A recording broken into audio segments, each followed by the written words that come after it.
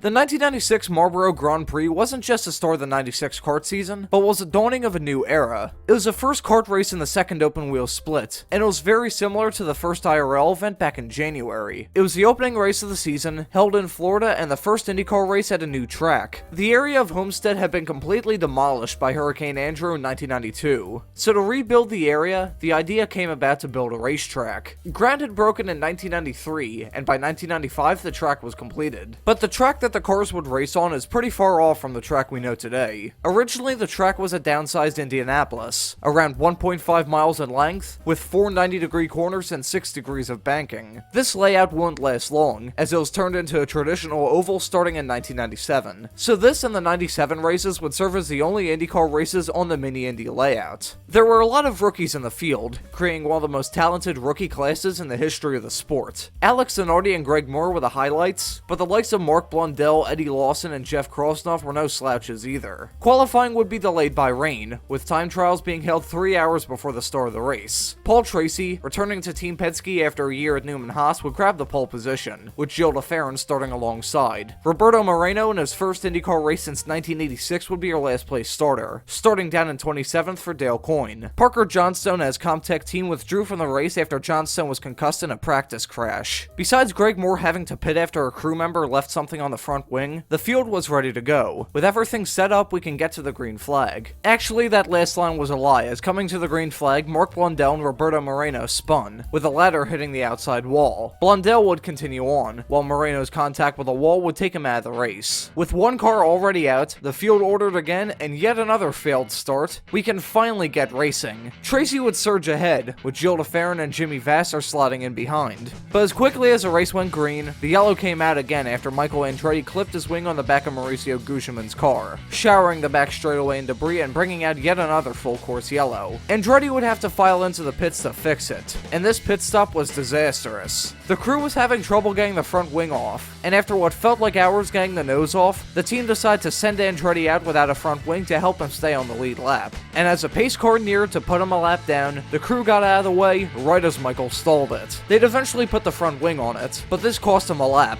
he wouldn't get back throughout the rest of this race. The yellow would be extended for rain.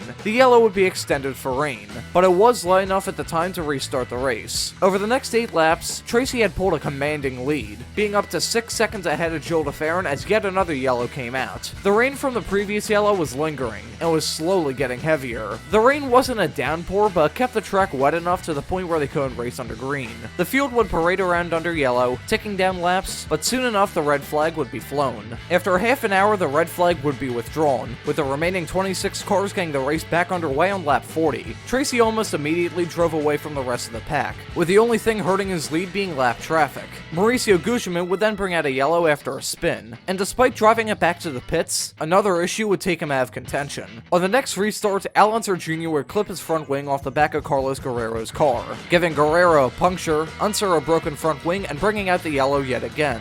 Once more, the next restart saw Tracy pull away from de Ferran and Vasser, but right as Tracy's lead hit the 6-second mark and de Ferran and Vasser started battling for second, a yellow came out after contact between Robbie Gorn and Andre Ribeiro. The yellow would bring the field down pit road, and it's fair to say that this pit cycle was hectic. Tracy's smooth return to Penske came to a crushing end, as Tracy got stuck in second gear, ending his race. This result would be a bit of a bad omen for the year and his second stint with Penske as a whole. As this was going on, Alex Zanardi would lose a left rear tire coming out of the pits, sending him into the wall. Gilles de Ferran would take the lead after Tracy retired from the race. And as the rain came back, some may have thought that de Ferran just backed his way into a win.